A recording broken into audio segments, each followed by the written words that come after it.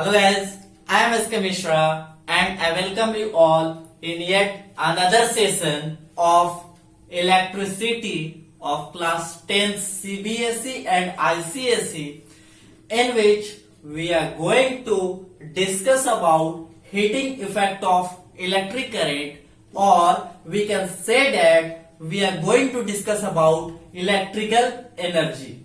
हमने बहुत सारे एनर्जी के बारे में पढ़ रखा है। क्लास 10th में आप लोगों का एक चैप्टर है सोर्सेज ऑफ एनर्जी करके, उसमें भी बहुत सारे एनर्जी के बारे में पढ़ना, mechanical energy, electrical energy, kinetic energy, potential energy, hydro energy, बहुत सारे एनर्जी। उसी में से एक एनर्जी का फॉर्म हमें यहां पर देखना है, इलेक्ट्रिकल एनर्जी, जो कि आपका टॉपिक के अंदर आता है heating effect of electric current. आपके एनसीईआरटी क्लास 10th के बुक में दिया होगा साइंस में heating effect of electric current. So आज हम उसी टॉपिक को डील करने जा रहे हैं। So let us start our today's lecture. और इस टॉपिक को अच्छे से समझने के लिए एक शॉर्ट वीडियो में आप लास्ट तक बने रहें। सो हेडिंग दीजिएगा heating effect of electric current. Heading दीजिएगा क्या? Heating effect of electric current. Heating effect of electric current. Electric current, ठीक है। इसके अंदर हम पढ़ेंगे क्या? Electrical energy. मेनली हम पढ़ेंगे इलेक्ट्रिकल एनर्जी, और इसके नेक्स्ट पार्ट में हम लोग पढ़ेंगे इलेक्ट्रिक पावर के बारे में। सो क्या है ये हीटिंग इफेक्ट? क्या इलेक्ट्रिसिटी भी हीटिंग इफेक्ट कॉज करता है? हीटिंग इफेक्ट का मतलब क्या है? तो जब हम कभी कोई गर्म पैन को, हॉट पैन को, जिसपे हम लोग खाना पकाते हैं, उसको टच करते हैं तो हमें फील होता है हीट। हमें फील होता है हीट। कई बार हम देखते होंगे कि जो 100 वाट्स वाले वो येलो कलर के बल्ब हमारे यहां जलते हैं, उसको जब टच करते हैं तो हीट प्रोड्यूस होता है, हमें फील होता है हीट। कई बार आयरन में हम देखते हैं क्या कि हीट थोड़ी देर के बाद, जैसे ही हम लोग आयरन को प्लग इन करते हैं और स्विच ऑन करते हैं, तो आयरन को जब हम थोड़ी देर के बाद टच करते हैं तो हीट प्रोड्यूस होता है। So what is heat and how it is produce when it is connected to electricity? जब हम इसको इलेक्ट्रिसिटी से कनेक्ट कर रहे हैं तो आखिर हीट प्रोड्यूस कैसे हो रहा है? This is known as heating effect of electric current. So एक क्वेश्चन आ रहा होगा माइंड में, क्या इलेक्ट्रिसिटी भी हीटिंग इफेक्ट को प्रोड्यूस करता है? तो जी हां, इलेक्ट्रिसिटी भी हीटिंग इफेक्ट को प्रोड्यूस करता है। हम आज तक जान रहे थे क्या कि जब हम लोग कोयले को जलाते हैं, गैस स्टोव को जलाते हैं, तब वहां से हीट निकलता है। क्या इलेक्ट्रिसिटी से हीट भी निकलता है? तो जी हां, इलेक्ट्रिक करंट भी हीट प्रोड्यूस करता है। अच्छा, क्या होता है कि बल्ब लगा हुआ है 100 वाट वाले, अब हम जैसे स्विच ऑन करते हैं तो उसके फिलामेंट्स क्या होते हैं? हीट होते हैं। क्या होते हैं उसके फिलामेंट? हीट होते हैं। उसका टेम्परेचर धीरे धीरे बढ़ता है। वो जो है फिलामेंट बना होता है टंगस्टन का। किस चीज का? टंगस्टन। टंगस्टन एक मेटल है जिसका बहुत ही ज्यादा हाई मेल्टिंग और बॉइलिंग पॉइंट होता है। टंगस्टन एक एलिमेंट है जिसका कि सिंबल W होता है। W से, जैसे हाइड्रोजन को H से, उसी तरीके से टंगस्टन को हम लोग W से रिप्रेजेंट करते हैं। तो टंगस्टन का बना हुआ फिलामेंट हीट होता है, और जैसे जैसे गर्म होता है, कुछ समय के बाद, गर्म होने के बाद वो प्रोड्यूस करता है लाइट। क्या प्रोड्यूस करता है? लाइट। तो इलेक्ट्रिसिटी की वजह से हीट भी आ रहा है और लाइट भी आ रहा है। सो लाइट के विषय में तो यहां पे नहीं, यहां हम लोग पढ़ेंगे हीट के विषय में, that is called heating effect of electric current. ठीक है। सो हेडिंग दीजिएगा। अब हम यहां पे बात करते हैं, जैसे कि हमने देखा है प्रीवियस लेक्चर में पोटेंशियल डिफरेंस का। पोटेंशियल डिफरेंस के बारे में हमने पढ़ा है, ठीक है। पोटेंशियल और पोटेंशियल डिफरेंस क्या पढ़े थे? हम लोगों ने पढ़ रखा है, देखिएगा। As we know that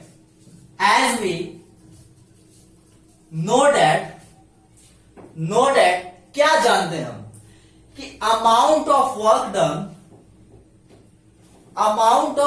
done to bring a unit positive charge. Amount of, note कीजिएगा, amount of work done, amount of work done to bring a unit positive charge from one point to another point in a circuit against electric field called potential or potential difference. Potential और potential difference कहते हैं कि कितना काम हम कर रहे हैं एक कंडक्टर के एक पॉइंट से दूसरे पॉइंट तक एक यूनिट पॉजिटिव चार्ज को लाने में, दैट इज कॉल्ड पोटेंशियल और पोटेंशियल डिफरेंस. ठीक है. अच्छा, अब इसके बाद अगर हम लोग देखें कि इसी डिफिनेशन को अगर मैथमेटिकल टर्म्स में लिखें तो बोलते हैं क्या, V is equals to W upon Q. ठीक है. तो यहां से क्या, ये हुआ work and this is charge and this is potential और पोटेंशियल डिफरेंस. सो हम यहां से बोल सकते हैं W is equals to V times Q. V into Q. इस W को यहां रखें और इसको यहां से क्रॉस मल्टीप्लाई कर दिए. लेट्स से इसको बोलते हैं इक्वेशन नंबर 1. बात क्लियर हुआ? अच्छा, यहां तक अब अगर बात क्लियर है तो अब हम लोग जाते हैं ओम्स लॉ के पास. कहां हम लोग जाते हैं? हम लोग जाते हैं ओम्स लॉ के पास. ठीक है. तो ओम्स लॉ का एक इक्वेशन हमने देखा है, V is equals to IR. क्या देखे हैं? V is equals to IR. तो यहां पे करते हैं again by ohm's law. Ohm's law क्या कहता है? ओम्स लॉ कहता है V is equals to IR. V is equals to IR. इस वाले इक्वेशन को यहां पे पुट करते हैं V के जगह पे. तो यहां से क्या बोलेंगे? देखिएगा, W is equals to V के जगह पे I into R into Q. ये Q. ठीक है. लेट से इस इक्वेशन को हम लोग बोल देते हैं इक्वेशन नंबर 2. इसको क्या बोल रहे हैं? Equation number 2. अच्छा, अब आइएगा, ये जो वर्क वाला जो वर्क है it is stored in the form of electrical energy. ये जो बोल रहे थे heating effect of electric current का जो हीटिंग इफेक्ट है, तो ये जो वर्क डन आया, जो काम किया एक यूनिट चार्ज को एक पॉइंट से दूसरे पॉइंट में लाने पे, ये जो वर्क हुआ IR इंटू Q, इस वर्क का जो स्टोरेज होता है कंडक्टर में, this is in the form of electrical energy. किस फॉर्म में स्टोर होता है? Electrical energy. नोट कीजिएगा, this work is stored in the form of electrical energy. किस फॉर्म में स्टोर हो रहा है? इलेक्ट्रिकल एनर्जी के फॉर्म में. किस फॉर्म में? Electrical energy. So we can say that energy को E से डिनोट करते हैं. E is equals to W is equals to IR into Q.